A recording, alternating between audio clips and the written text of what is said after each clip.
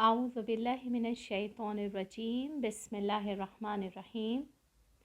किताब अखलाक़ ख़ानवादे कि जिसके मुसन्निफ़ अल्लामा इब्राहीम अमीनी हैं और जिसका तर्जुमा ख़ानम अंदलीब ज़हरा कामनपुरी ने किया है। ख़ानदान का अखलाक़, खुशगवार ज़िंदगी के ज़रूरी उसूल। मर्दों के फ़राइज़। बिस्मिल्लाहिर्रहमानिर्रहीम। एतराज़ और बहाना जोई। बाज़ मर्दों को एतराज़ करने और ऐब निकालने की आदत होती है। घर में दाखिल होते ही एतराज़ात का सिलसिला शुरू हो जाता है। छोटी से छोटी बातों के लिए भी मुसलसल बोलते रहते हैं। मसलन फ़लाँ चीज़ वहाँ क्यों रखी है, फ़लाँ चीज़ अपनी जगह पर क्यों नहीं है, यहाँ पाखाना क्यों पड़ा है, यहाँ गंदगी क्यों है, खाना तैयार होने में देर क्यों हुई, खाने में नमक कम है, कितनी बार कहा है चक्कर देख लिया करो, फ़लाँ चीज़ क्यों नहीं पकाई, आज सलाद क्यों नहीं बनाया, सालन में हरा धनिया क्यों नहीं डाला, हरी मिर्चें दस्तरख़्वान पर क्यों नहीं आई, चटनी क्यों नहीं बनाई, हौज़ का पानी क्यों गंदा है, गुलदान को यहाँ से हटाओ, 1000 दफ़ा कहा है कि ऐश ट्रे को मेज़ पर रखा करो। आखिर कितनी बार कहा जाए, कैसे कहा जाए, वग़ैरह वग़ैरह।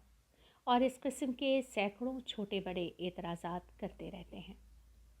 हत्ता कि बाज़ मर्द इस सिलसिले में इस कदर सख्ती से काम लेते हैं कि ख़ुद अपना और अपने घर वालों का सुकून चैन हराम कर लेते हैं, बल्कि बाज़ तो उसकी खातिर शादीशुदा ज़िंदगी के मुक़द्दस पैमान को भी मुतज़लज़िल करने पर आमादा हो जाते हैं। हम इस बात को तस्लीम करते हैं कि मर्द को घर के उमूर में दखल देने का और अच्छा बुरा बताने का हक़ है, और इस किताब के पहले हिस्से में ख़वातीन को नसीहत की जा चुकी है कि मर्द के इस हक़ को मानें और उसके दखल अंदाजियों के मुकाबले में किसी रद्द अमल का इजहार न करें। लेकिन मर्द को, जो कि ख़ानदान का सरपरस्त और मैनेजर है, एहतियात से काम लेना चाहिए।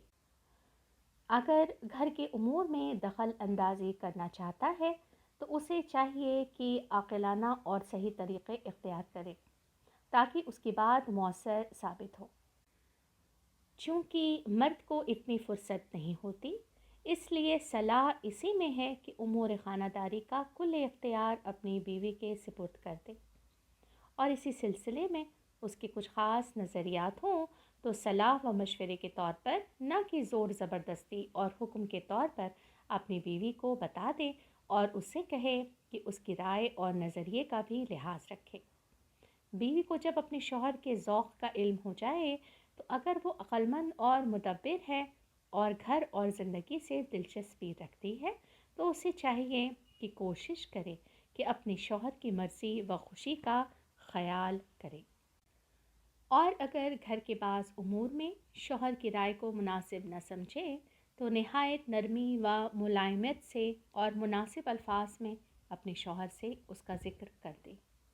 ऐसी सूरत में मर्द का एहतराम बाकी रहेगा और उसकी शख्सियत मजरूह नहीं होगी और एक हद तक उसकी राय मान ली जाएगी, क्योंकि अक्सर ख़वातीन इस सूरत में मर्द के दखल अंदाजियों को तो कबूल कर लेती हैं, लेकिन अगर एतराज़ात की शक्ल में और दायमी तौर पर हो तो न सिर्फ ये कि उनका कोई असर नहीं होता, बल्कि उसका नतीजा बरअक्स निकलने का भी इम्कान है, क्योंकि बीवी आहिस्ता आहिस्ता शौहर के मुसलसल एतराज़ात की आदी हो जाती है और उसको अहमियत नहीं देती।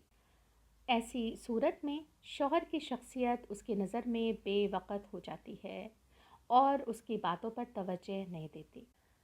अपने दिल में सोचती है कि जो भी काम करूँगी आखिर उस पर एतराज़ात और झड़प तो होनी ही है, लिहाजा क्या ज़रूरत है कि उसकी रज़ामंदी हासिल करने की ज़हमत उठाऊँ। उसकी तो आदत ही एतराज़ात करने और ऐब निकालने की है, जितना करे करने दो। रफ्ता रफ्ता घरदारी और शौहर के कामों की तरफ से सर्द महरी बरतने लगती है। बाज़ औक़ात इंतकाम की गरज से उसी की तरह वो भी एतराज़ात और ऐब जोई करने लगती है। ऐसी सूरत में घर का माहौल, जिसे सुकून व आराम का मरकज़ होना चाहिए, दायमी कशमकश का शिकार होकर मैदान जंग में तब्दील हो जाता है। मुमकिन है बीवी मुसलसल एतराज़ात और झगड़ों से इतना तंग आ जाए कि ऐसी ज़िंदगी पर अलहदगी को तरजीह दे और शादीशुदा ज़िंदगी के ताने बाने बिखर जाएं। बीवी ख्वाह कितनी ही आकिल और बुर्दबार हो, मुसलसल एतराज़ात और तहक़ीर से थक जाती है। मिसाल के तौर पर झेल के वाक़े पर तवज्जो कीजिए। एक शख्स ने पुलिस चौकी में रिपोर्ट दर्ज कराई कि उसकी बीवी 2 महीने हुए लड़कर अपने बाप के घर चली गई है। उस शख्स की बीवी ने बताया कि मेरे शौहर को घर के कामों में मेरा तरीक़ा पसंद नहीं है। खाना पकाने और घर के इंतज़ामात के सिलसिले में हमेशा तहक़ीर किया करता है, इसलिए मैं उसके घर से आ गई हूँ। उसकी बातें सुनते सुनते मेरे कान पक चुके हैं। मर्द को ये नुक्ता ध्यान में रखना चाहिए कि घर के उमूर की तंजीम और घर का इंतज़ाम औरत से मखसूस है और ये उसकी ज़िम्मेदारी है। उसके इस हक़ को सल्ब नहीं करना चाहिए कि वो एक बेइरादा मशीन बनकर रह जाए, बल्कि उसको मुकम्मल आज़ादी व इख्तियार देना चाहिए ताकि अपने ज़ौक़ व सलीक़े को बरूए कार लाए और शौक़ व दिलचस्पी के साथ उमूर ख़ानदारी को अंजाम दे।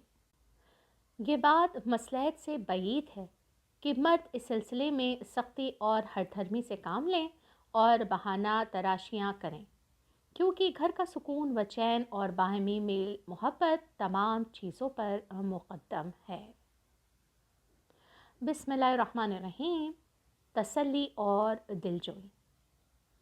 जिस तरह से मर्द हमेशा एक हाल में नहीं रहते, उसी तरह से औरतें भी मुख्तलिफ़ हालात से गुज़रती हैं। कभी खुश व मसरूर और मुस्कुराती हुई, और कभी गमगीन व अफसरदा, और कभी बदमिजाज और गुस्से की हालत में। उसकी मुख्तलिफ़ वजूहात हो सकती हैं।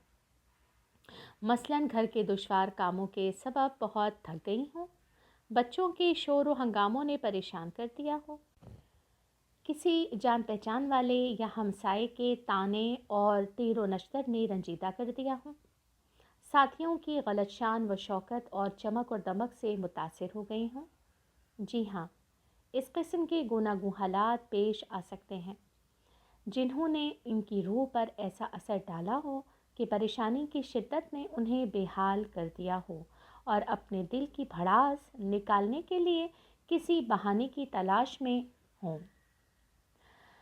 ख़वातीन चूँकि लतीफ़ व नाजुक एहसासात व जज्बात के मालिक होती हैं, इसलिए मर्दों के मुकाबले में नागवार हादसात से जल्दी मुतासिर हो जाती हैं।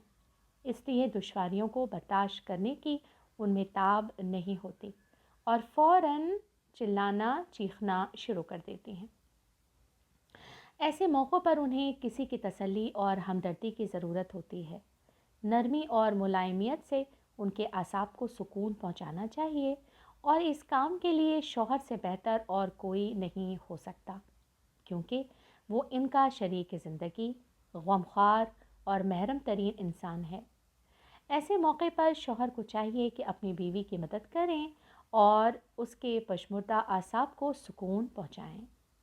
बरादर अज़ीज़, जब आप घर में दाखिल हों और अगर देखें कि आपकी बीवी गुस्से में है या परेशान है, उसकी सूरत बिगड़ी हुई है या चेहरा उतरा हुआ है, तो उसके ख़िलाफ़ तवक्को हालत को देखकर उसके हाल-ए-ज़ार पर रहम खाएं।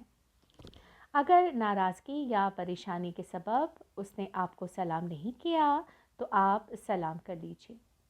सलाम कर लेने से आपकी इज़्ज़त नहीं घट जाएगी। नरमी व मोहब्बत से उससे बात कीजिए। हर रोज़ से ज़्यादा गर्मजोशी और मोहब्बत व मेहरबानी का मुज़ाहरा कीजिए। तुर्श रुई और गुस्से से परहेज़ कीजिए। घर के कामों में उसकी मदद कीजिए। ध्यान रखिए कि आपके मुंह से कोई नामुनासिब या सख्त लफ्ज़ ना निकल जाए। मस्खरापन करने से इज्तनाब कीजिए। अगर बात करने के मूड में नहीं है तो उसके पीछे न पड़ जाइए, बल्कि उसे उसके हाल पर छोड़ दीजिए। یہ نہ کہیے کہ کیا ہو گیا، کیوں منہ پھیلائے بیٹھی ہو۔ اگر آپ سے اپنا درد دل کہنا چاہے تو اس کی باتیں خوب توجہ سے سنیے اور اظہار افسوس کیجیے۔ ایسا ظاہر کیجیے گویا جو ناگوار واقعات پیش آئے ہیں ان سے آپ اس سے بھی زیادہ متاثر ہوئے ہیں۔ اس کو دل بھر کے اپنی باتیں کہہ لینے دیجیے تاکہ اس کا دل ہلکا ہو جائے۔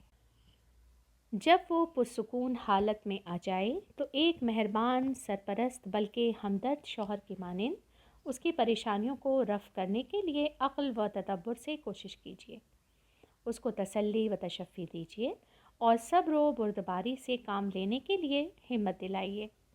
خوش گفتاری کے ساتھ نرم لہجے میں دلیل و ثبوت کے ذریعے زندگی کے ناگوار حادثات کو ناقابل اعتنا اور معمولی بنائیے۔